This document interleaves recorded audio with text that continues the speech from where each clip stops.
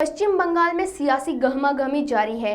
बंगाल के मुख्यमंत्री ममता बनर्जी आए दिन अपने विपक्षी दल भारतीय जनता पार्टी पर जुबानी हमले कर रही हैं। हाल ही में ममता बनर्जी ने गृह मंत्री अमित शाह एवं भाजपा पर कई सवाल खड़े किए हैं। यही नहीं, ममता बनर्जी ने यह तक कह दिया कि वो बंगाल में किसी बाहरी को आने नहीं देंगी। ऐसे में खास बात यह है कि बंगाल में विधानसभा का चुनाव अगले वर्ष होने वाला है, लेकिन टीएमसी और भाजपा की पार्टियां आमने सामने टकराव में हैं और दोनों ही पार्टियां आने वाले चुनाव की तैयारी में जोर शोर से जुट गई हैं। पश्चिम बंगाल में सियासी गहमागहमी शुरू हो चुका है। पश्चिम बंगाल की मुख्यमंत्री ममता बनर्जी आए दिन विपक्षी पार्टी भारतीय जनता पार्टी पर जुबानी हमले कर रही है।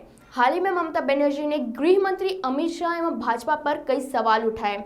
इतना ही नहीं, ममता बनर्जी ने यह तक कह दिया कि बाहरी लोगों को बंगाल में घुसने नहीं देंगी, जबकि बंगाल विधानसभा का चुनाव अगले साल होना है, लेकिन टीएमसी और भाजपा अभी से टकराव में है। दोनों ही पार्टियां अगले साल होने वाले चुनाव की तैयारियों में जुट गई हैं।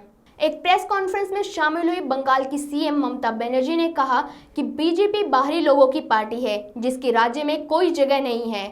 वहीं उन्होंने दावा किया है कि वो पश्चिम बंगाल को दंगे वाले गुजरात में तब्दील नहीं होने देंगी।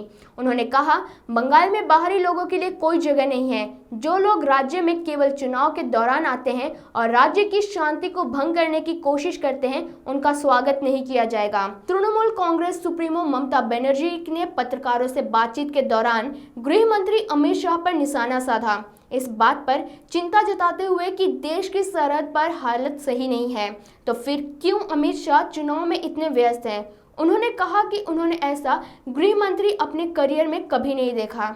आगे उन्होंने कहा, वे कहते हैं कि पश्चिम बंगाल को गुजरात में बदल देंगे। वे क्यों हमारे बंगाल को दंगों से भरे गुजरात जैसी जगह बनाना चाहते हैं? हम दंगे नहीं चाहते। शाह ने हाल ही में बंगाल का 2 दिन का दौर किया था। इस दौरान उन्होंने कई जरूरी बैठकें की थी। वहीं टीएमसी नेता और ट्रांसपोर्ट मंत्री शुभेंदु अधिकारी के बागी होने से पार्टी में आंतरिक कलह जारी है। हाल ही में बीजेपी सांसद अर्जुन सिंह ने भी दावा किया था कि टीएमसी के 5 सांसद किसी भी वक्त इस्तीफा दे सकते हैं। सिंह ने अपने बयान में पार्टी के वरिष्ठ नेता सौगत रॉय को भी जिक्र किया था। हालांकि रॉय ने इस बात को खारिज कर दिया था। हाल ही में बीजेपी ने राज्य को 5 जोन में बांट दिया है और केंद्र के नेताओं को यहां का नेतृत्व दे दिया गया है।